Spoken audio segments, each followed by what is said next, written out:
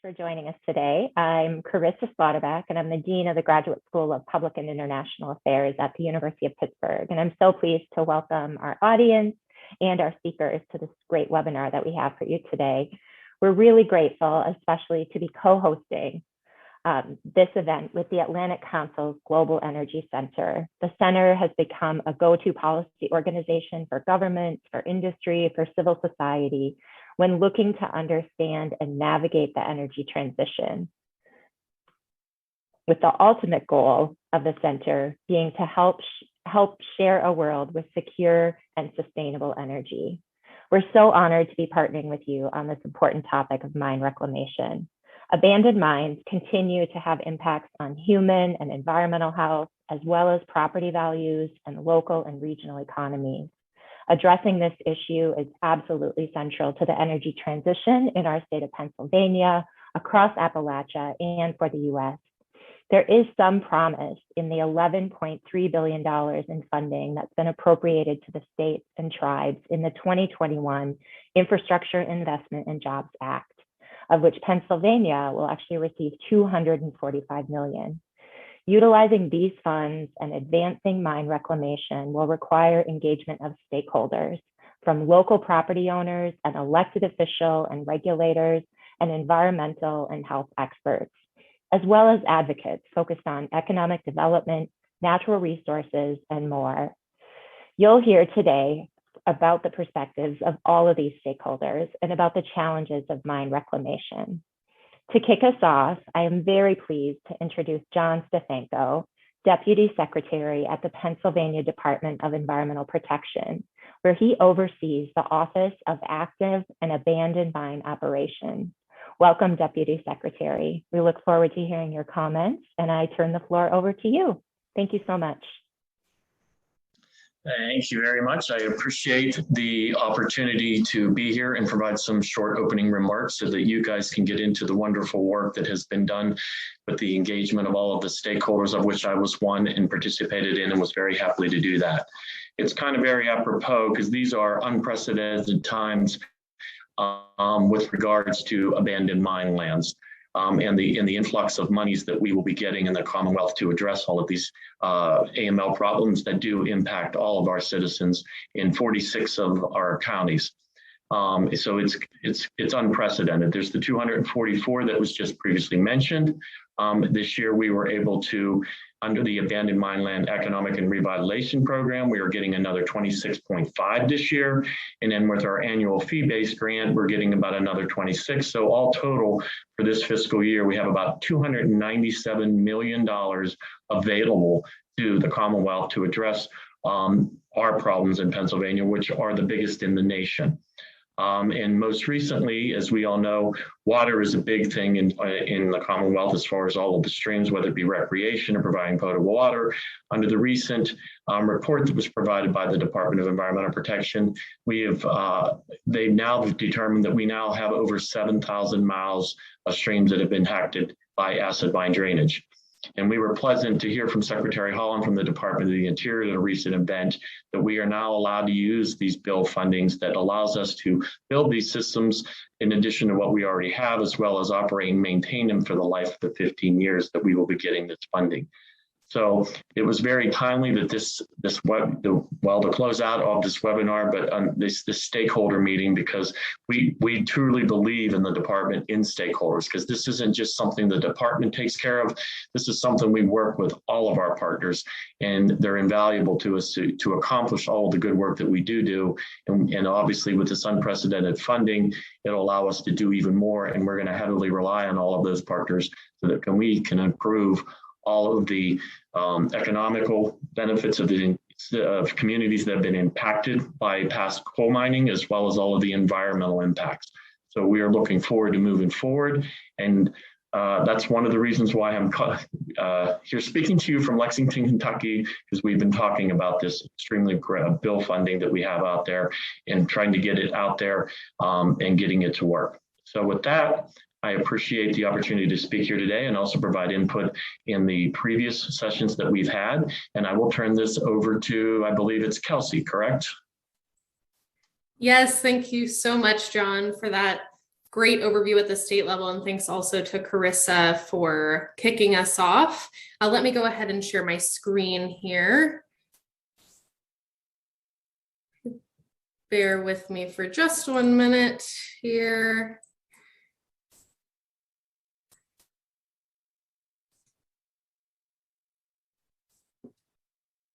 Okay. Great, we should be set. So thanks also to GSPIA for their partnership in this project. It's really been a delight, and also for hosting this important conversation. I also want to thank Sean McCoy with the University of Las Vegas, Nevada, and Katie Jo Black with Kenyon College for their partnership on the report we will be discussing today. So we're looking forward to an interactive discussion, so please drop your questions in the Q&A portal located at the bottom of your Zoom screen. At the end of the presentation, we'll try to get through as many as we can. This webinar is also being recorded. It will be available on the GSPIA YouTube channel, so if you would like to rewatch or share it with a colleague, we would be delighted. So we've been really fortunate over the last year or so to have numerous conversations with people in the state of Pennsylvania on the status of abandoned mine reclamation efforts. And while today's discussion is certainly timely, the problem is by no means new. For roughly 150 years, coal mines in the United States have been dug and abandoned with little regard to the threat that they pose to the health of the communities in which they're located in, or in the integrity of the local environment. And the issue is both with abandoned surface and underground mines. They leave lasting scars on the environment, and one of which is acid mine drainage, or AMD, which we'll cover a lot today. AMD results from water passing through mined areas, becoming polluted and running into streams, sometimes turning them into an orange dead zone with the acidity of lemon juice, the effects of which you can see in this picture here, which actually Jeremy, who will present in a moment, took this picture. So the need for reclamation was clear. This is a visible problem. Not only is it impacting the environment, it's a bit of an eyesore. So it was hard to ignore. And in 1977, the Surface Mining Control and Reclamation Act was signed as a first step in the federal government intervening to address the challenge. Most importantly, it established a fee on coal production to feed a newly established reclamation fund. It established a prioritization system for reclamation efforts, and a requirement for bond certification for non-abandoned mines. This was an incredible step forward in terms of policy intervention. However, if we fast forward to 2006, when the fee was set to expire, the market for coal in the US was quite different than it had been in the 70s. When Congress reauthorized the fee, it was at a reduced rate. Pairing this with a decreasing demand and increasingly stringent environmental policies in the US, coal production was falling, and in turn, so were the fee revenues. Fast forward again to 2020, which by this point feels a lifetime ago already. But if we fast forward to 2020, reclamation policy was at a true crossroads. Revenues were continuing to fall. The market forces and climate policy were continuing to necessarily shift the country away from coal, and the fee was set to expire once again in 2021. Also, despite decades of publicly funded reclamation efforts, federal inventory of abandoned mine lands, which did and does not include all affected sites, still had an estimated $12 billion in unfunded costs and a plethora of additional sites that had yet to be inventoried. It was within this context, in the summer of 2021, that we convened stakeholders in Pennsylvania mine reclamation for a listening session. Pennsylvania to us was the ideal case study, not of course only because of Pitt's capacity in the state, but also it was really ideal for a venue through which we could view and observe efforts underway and pathways forward as it has the most outstanding reclamation liabilities in the country and a very active public and private ecosystem working to solve the problem.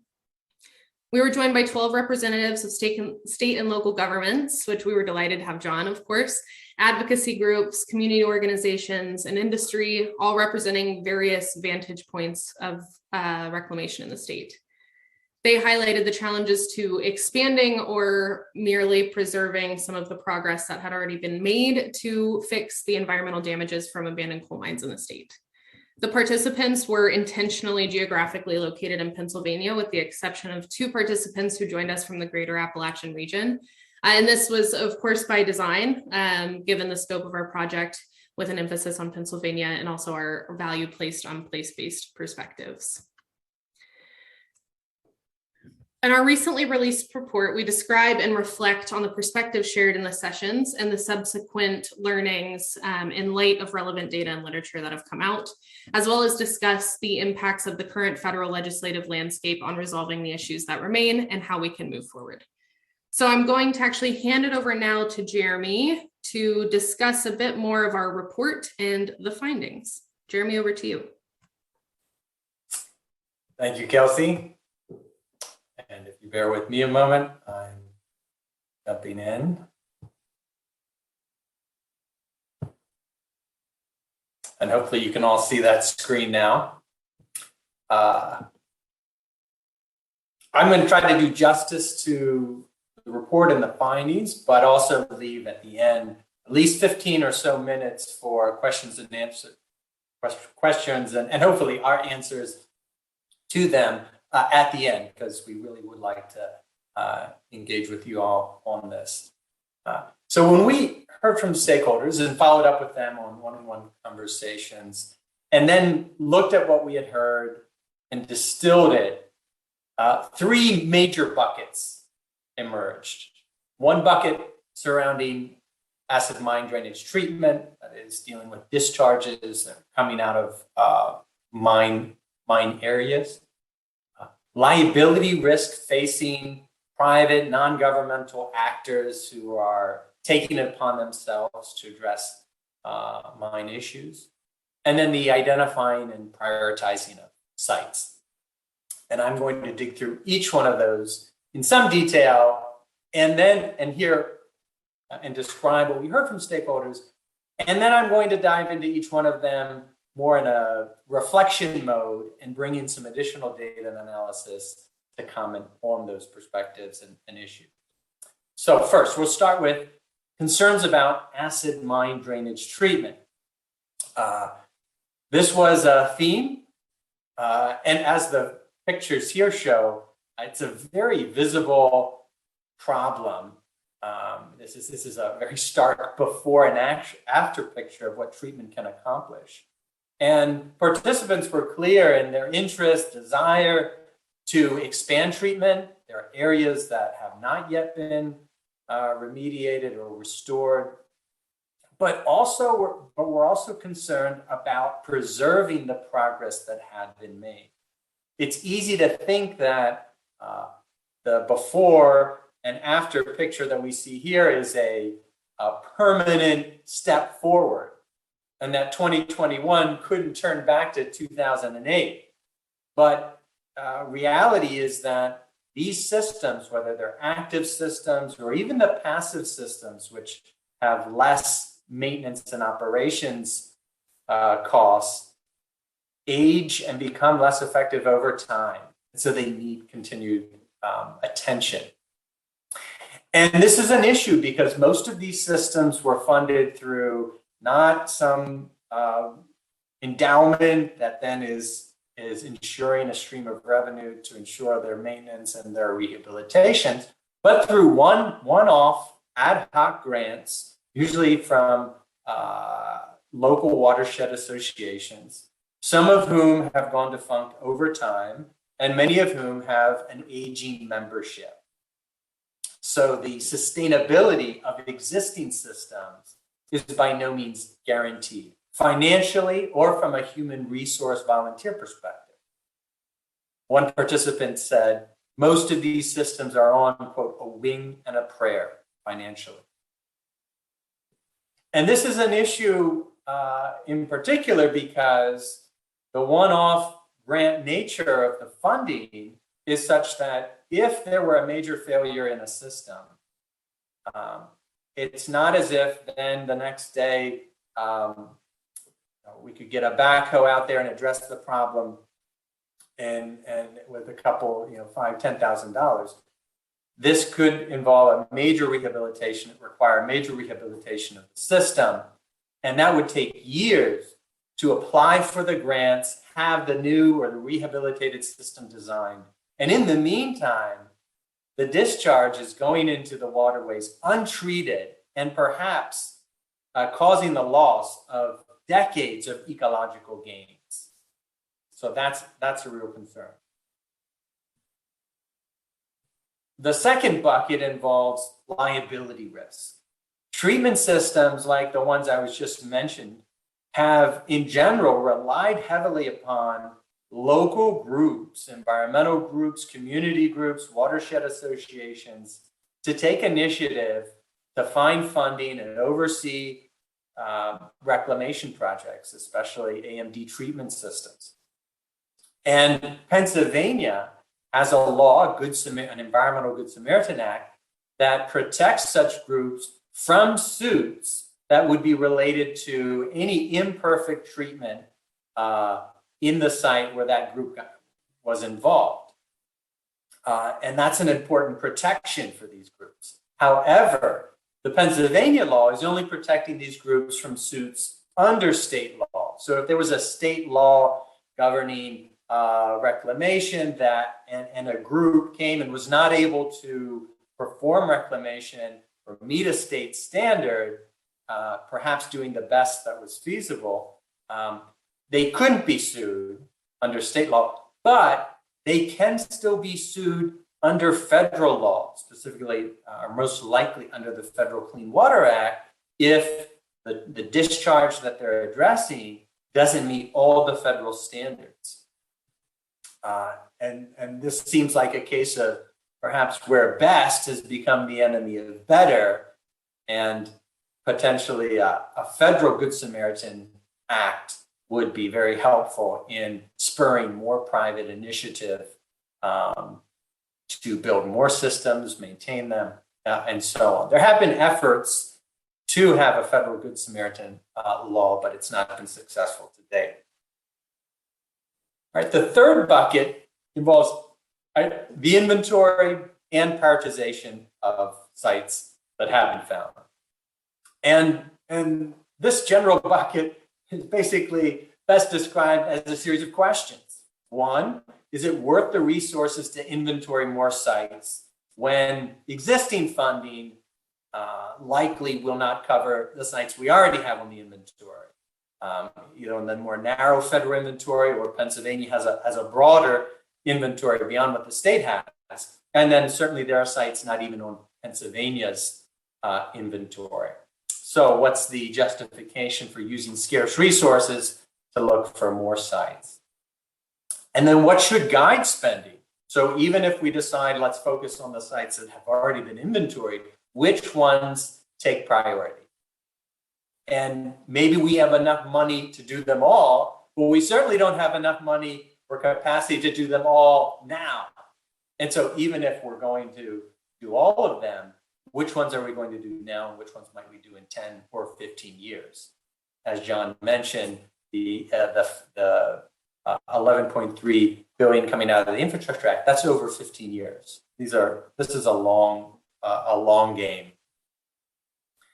And on this issue of prioritization, historically, the criteria established in SMCRA and applied by the Department of Interior has prioritized human health and safety, potentially narrowly defined, and not given weight to environmental damages or broader economic benefits.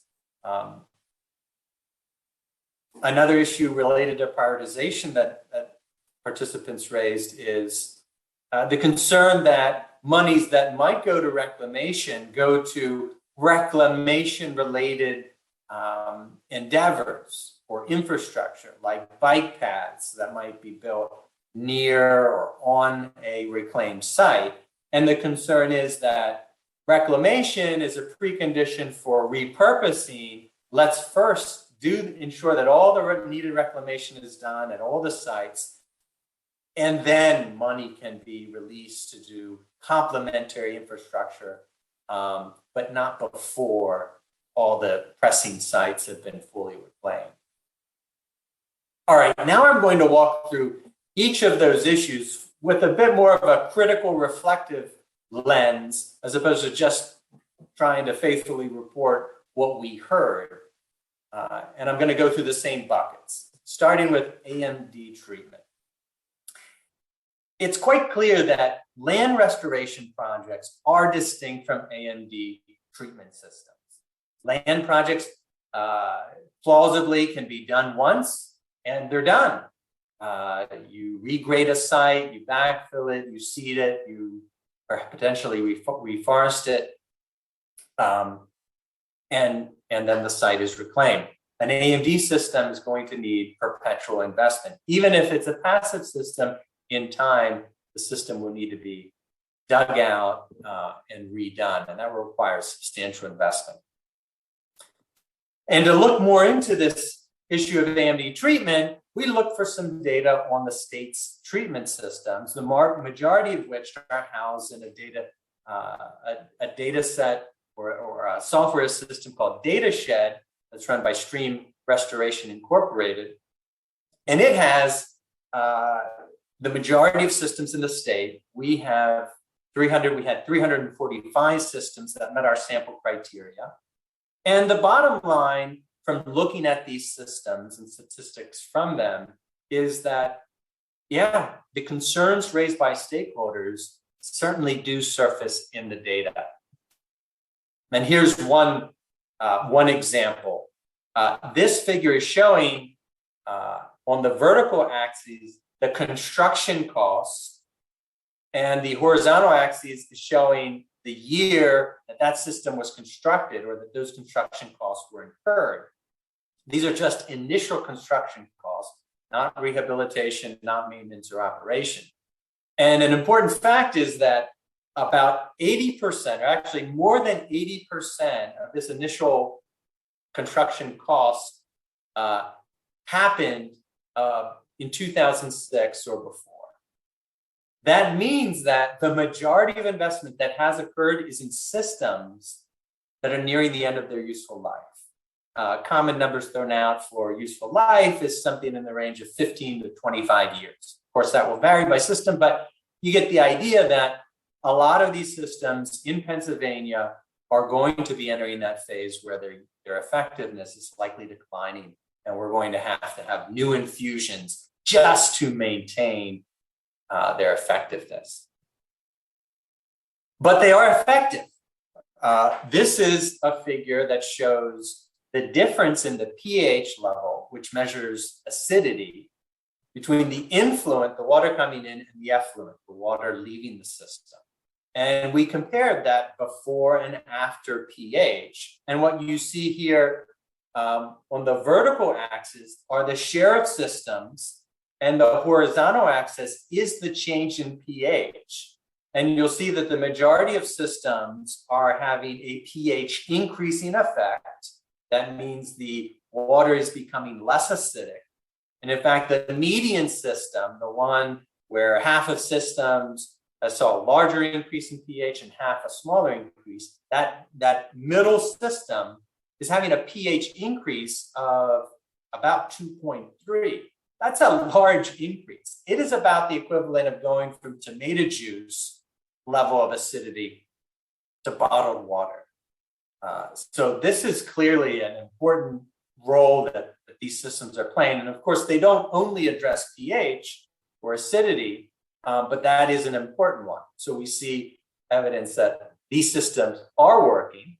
We also see some suggestive evidence that effectiveness is declining with age. And I say only suggestive because, for a reason I'll explain in a minute, but to be clear on what this graph shows, now the vertical axis is showing the change in pH, the average change in pH, and the horizontal axis is bucketing systems by the year they were installed or created.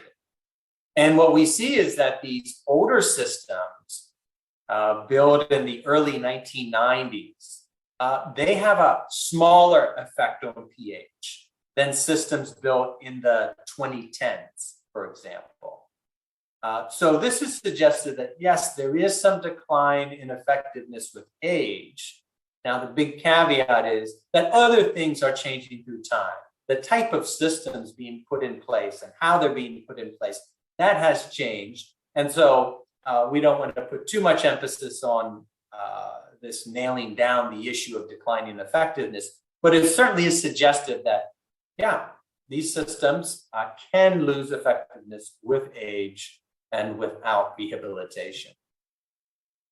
Moving on to the liability issue, it's clear that private initiative is hugely important for reclamation, especially the AMD treatment systems. The majority of the systems housed in Datashed are associated with or managed by some local watershed association or similar group.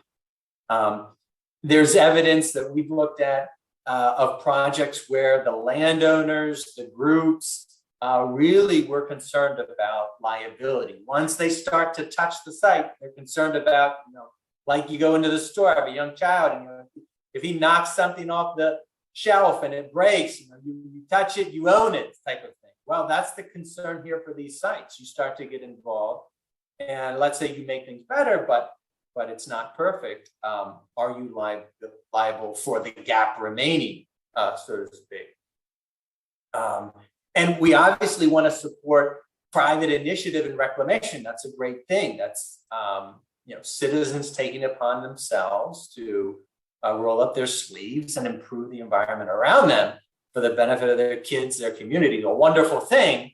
At the same time, we don't want policy to be needlessly providing a cover for incomplete reclamation. That would kind of be a potential concern.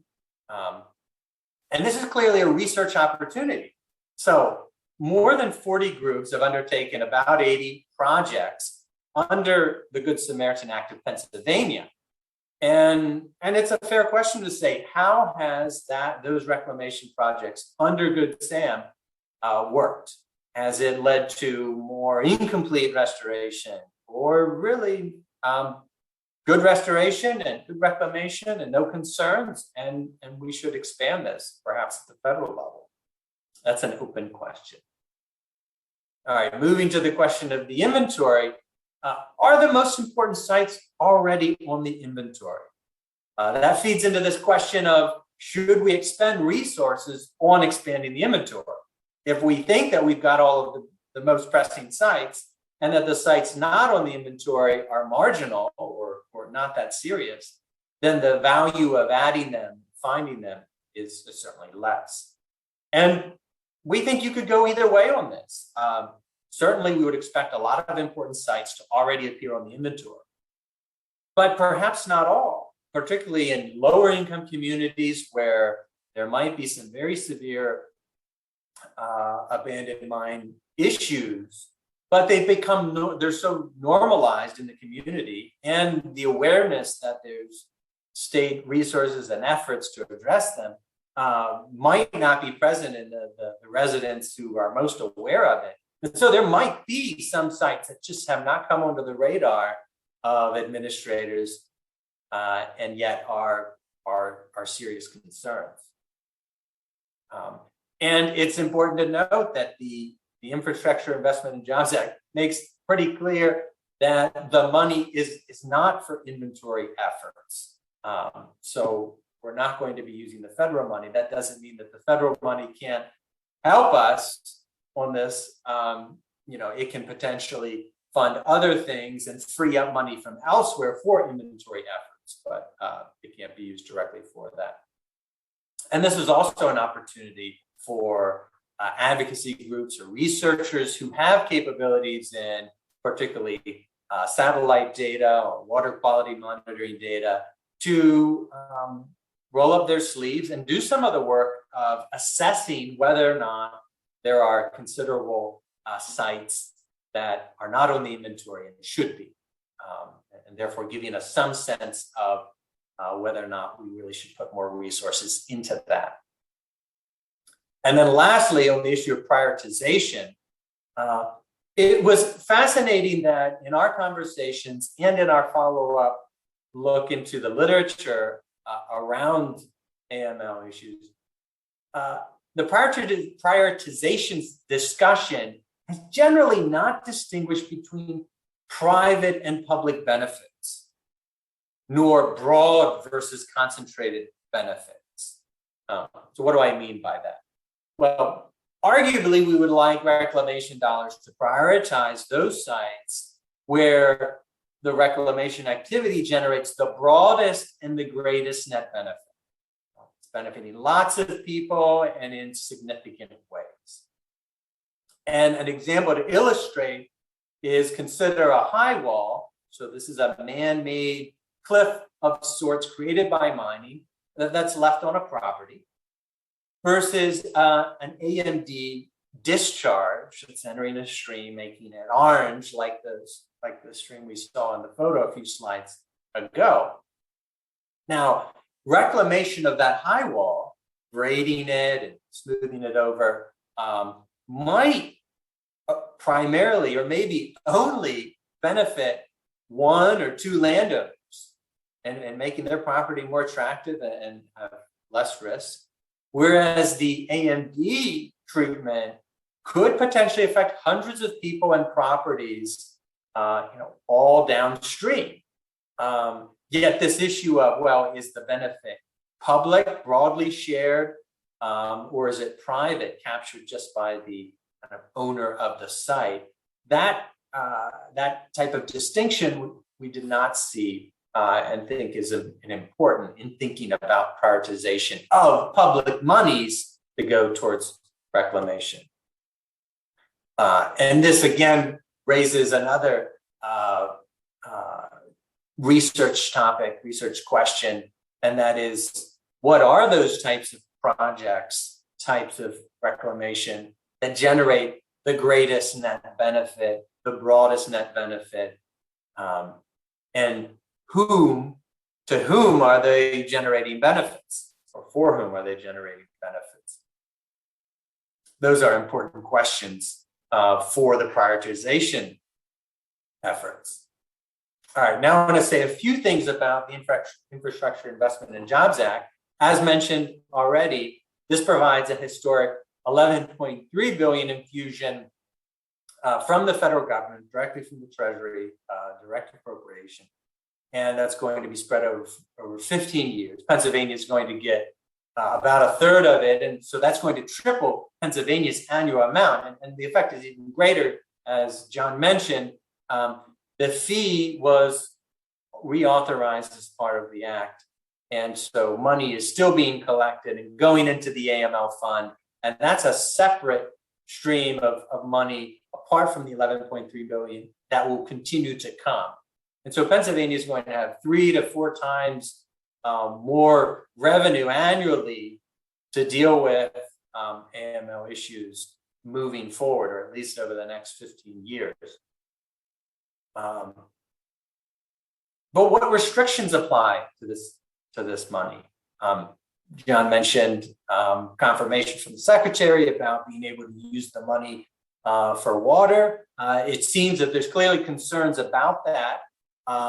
There is a proposed bill in Congress, the STREAM Act, which is meant to clarify that states can, or gives the states the opportunity to set aside up to 30% of their federal receipts in a set-aside fund that they then have greater discretion over, versus adhering to the more narrow and specific SMCRA criteria. So that bill is in Congress, floating around.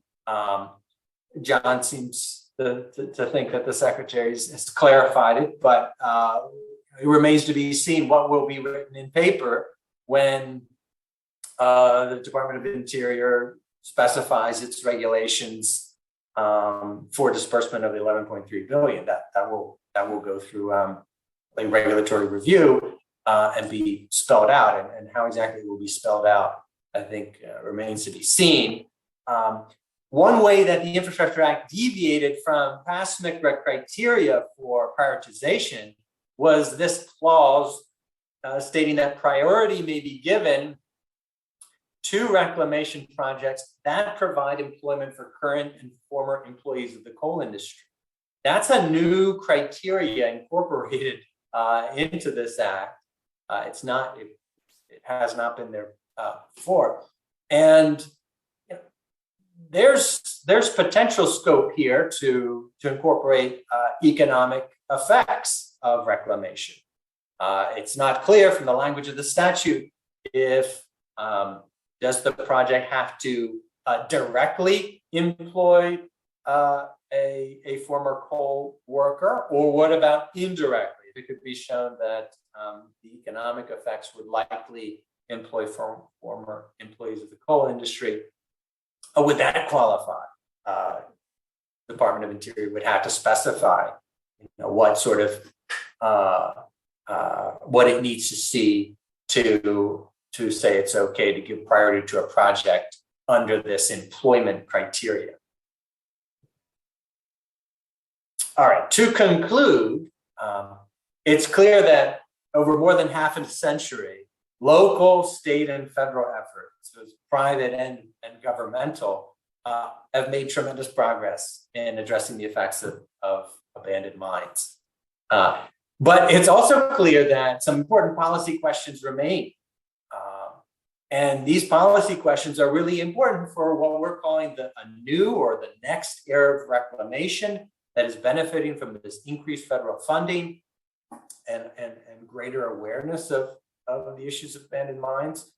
And we think those practical policy questions really center on how to sustain and expand AMD treatment. Who is responsible for these systems? How do we ensure that they are maintained through time and that the ecological gains occurred or accrued over several decades are not lost in a lapse of funding for several years to do rehabilitation? In addition, how can we involve greater private initiative? How can we spur that initiative of environmental groups, watershed associations, community groups? How do we bring them in and draw on their resources, but in a way that both protects them and ensures quality reclamation? That's an important policy question. And then lastly, identifying what merits attention and what merits attention now versus later. So the issue of inventory and prioritization is an important one. Clearly, if we're able to identify higher return projects and move them up, we get those higher benefits in the present, and then we save for the future lower return projects. That's a good thing. That's going to make the dollars improve the cost effectiveness, the overall net benefit of these reclamation investments, if we can get that prioritization question down. And I'll close there so that we have time for questions from the chat, but I did want to draw your attention to the report, which is titled The State of Abandoned Mine Reclamation, Perspectives from Pennsylvania Stakeholders.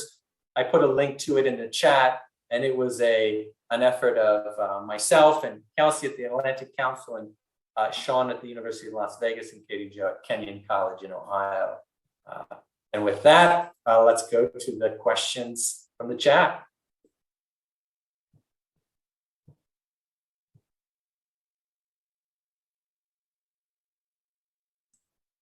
Jeremy, it looks like we have a question from Ben in the Q&A. How do abandoned coal mines compare to abandoned fracking or oil wells or uranium mines? Abandoned metal mines, is there a sense of which energy legacy project should be prioritized? Do you want to take a stab at that one? Yeah, having worked on oil and gas decommissioning projects, that's an excellent question. Oil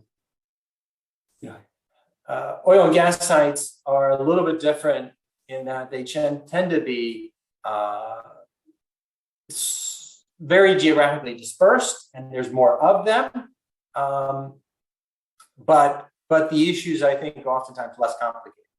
So essentially, you have a hole in the ground that, the well bore that needs to be plugged, and many of them, they might be emitting some methane, but they're not leading to discharges that are then contaminated waterways for the most part. They're not covering a large area like a strip mine is. Just the spatial scale is smaller. conventional or for unconventional sites. And of course, doesn't mean that there's not issues, and proper reclamation for oil and gas sites is important. But when you're dealing with underground or strip mines, you're considerably altering the subsurface and surface strata and geology, topsoil, and that can have very far-reaching effects that I think are generally greater in scope, more complicated to deal with, more enduring. A lot of these discharges are going to be discharging tremendous amounts of water for potentially 100 years or more. Oil and gas sites are just generally don't bring that type of contamination or risk. So I don't think they should all be lumped together. Uranium mining sites might be more closer to the coal sites in the extent that it's an extensive underground operation, and so probably the potential for complicated hydrological changes and harms is greater. So mines share some similarities, but I don't think we should lump all these together because some of the issues are different. And I'll stop there. I don't know if you want to add anything else. No, I think you covered it for that one, Jeremy. We have another question in the chat. I can take the first swing at this one from Kathy. Is monitoring at these sites continuous or frequent? Is monitoring a crucial factor in ongoing mitigation? And is there new tech in use or in development that helps the policy decision making? There's a lot there. I'll start by saying, of course, we're seeing generally with any of these kind of reclamation projects, remediation projects, the monitoring is a crucial piece. Without monitoring the status of the conditions, how things are evolving, there's no way to kind of have a gauge on what is really going on at the source. That being said, it's highly resource intensive, both financially and human cost of labor and hours spent. The technology is accelerating. I'm certainly not an expert on the monitoring technology. I don't know, Jeremy, you might have a better read on that. But I will say kind of for the policy making piece, there is some exciting uses of existing technology that is evaluating, for instance, the capacity for solar development on these sites, and looking at the ability to put forth new technology to accelerate the project remediation is an exciting frontier. But as it stands, it's currently expensive, but necessary. Jeremy, thoughts on that? Yeah, monitoring is definitely important. And I think this raises the issue of, or the importance of the private initiative. Imagine that for sites where the Department of Environmental Protection is clearly the owner, and they are the owner, the responsible party on a variety of sites. And then it is their staff that are monthly sampling water, taking visits. But in the case where the relevant party in charge, so to speak, is a watershed association, and that association over time isn't able to staff the volunteers to go out and sample water or just visually inspect the wetlands, who's responsible at that point? Can they be held liable? This touches on the issues of liability and Good Samaritan protections. Somebody needs to be holding the bag at the end and ensuring that these systems are operating, or at least alerting that when they're not operating, even if they don't have the resources to address it, somebody needs to alert the DEP that things are not working well. And drone technology has the potential to lower the cost of some of that monitoring, but you still need somebody who's responsible, even if it's not a high cost thing. You don't have to go out there. You just fly the drone, but you still got to do it. Somebody has to do it, and who is that person? And what are the incentives for them to do it? The resources to do it? I think that's an excellent question. Great. We have another question here from Emily. What avenues exist to address equity issues and funding allocations related to abandoned mine reclamation?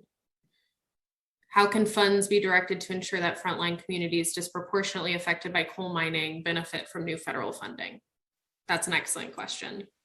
I think this is an avenue we didn't dive too deeply into in our existing research, but certainly one that as we continue this body of work, we would like to explore more. As Jeremy mentioned, there is potentially a discrepancy between what exists in the inventory. We know, of course, there's a discrepancy between what exists in the inventory and the status of abandoned mine lands in the state. But there may be a potential skew towards the more, highly trafficked areas or the places in more affluent areas getting more attention or more prioritization. So certainly something I want to look into more as we continue this research. Jeremy? Yeah, it's an excellent question. And I'm actually working with the Commonwealth and have some students working to assess the equity of distribution of grants, various types of grants related to environmental issues. And it's not a straightforward question by any means. For one, these revenues, these dollars are meant to go to address certain problems. So right off the bat, we kind of start with the criteria that it's not inequitable then if the money's only going to places with the problems, right? That's just, so we need to be comparing of places with problems and presumably similar severity of problems are lower-income communities getting overlooked. And that's not a straightforward empirical question. It needs good data. It depends on the completeness of data as well, because if reporting of sites is incomplete around low-income communities, then the whole analysis is going to be skewed from the beginning. So there's a lot of angles to it. It's an important question. It's one I'd like to be looking into moving forward. It requires detailed data because oftentimes these local inequities can be very localized. It's not enough to look at the county level for sure, and maybe not even at the tract level, because it might be as localized as the people who are adjacent to the parcel. What are their incomes? And so that requires very disaggregated, fine-grained data, and then data on income and demographics and so on. So it requires work. It's conceptually can be challenging, but it's an important issue to look into for sure. A really great question from Jacob. Should the abandoned mine land reclamation program be transferred to a different agency? How could states better benefit from federal leadership and oversight? And do other authorities exist that can play a greater role in AML issues? Do you want to tackle that one first, Jeremy? Those are three really good questions all in one. Yeah, I don't have a good answer to that, other than certainly the DEP the Pennsylvania Department of Environmental Protection has over time accumulated a wealth of knowledge as to how to carry out reclamation projects.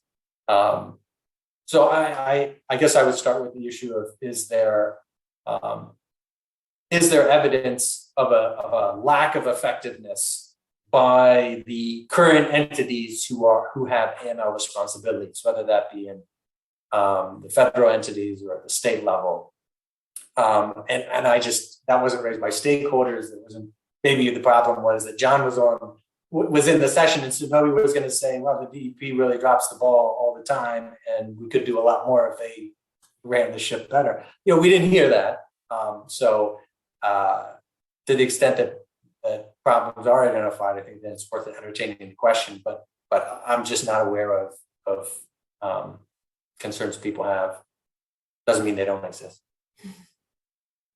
And in terms of federal leadership and oversight, I think we're seeing a bigger appetite from the federal policy community and encouraging that. I think, at least as far as funding goes, especially with the Infrastructure Act, we are seeing the federal government play a more active role in facilitating that leadership from the top to the states. And I think, building on Jeremy's point, the states really have the capacity and the local knowledge and the existing networks to facilitate the projects that are most critical at the state level.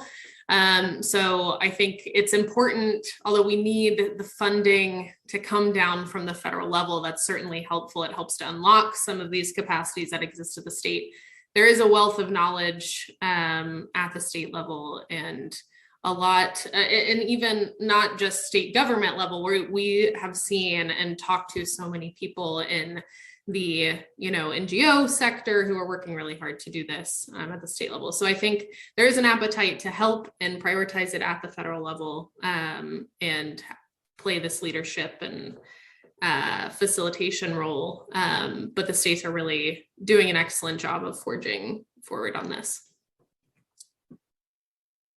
Okay, let's see, another question here from Kathy. What data sets not currently used might inform and elucidate the equity issues?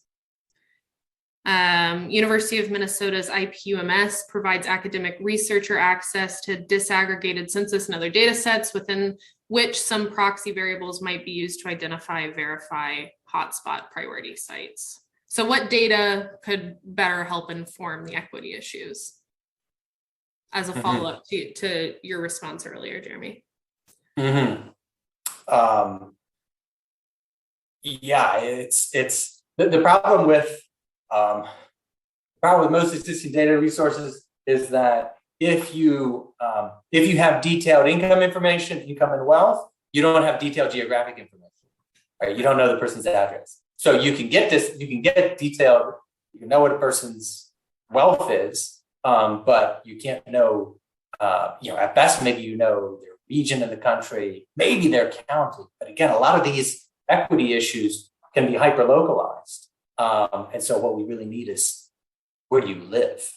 What's your address? And that is difficult. The best option really is publicly available housing transaction data. And there is federal, through Freddie and Fannie Mac, if you're applying to a loan, there's information tracked about people who are applying for loans, and get loans for houses. And that demographic information, which is publicly collected as part of administration of those programs, I think probably has the best, gives us the best visibility into socioeconomic characteristics at the level of geography that we really need.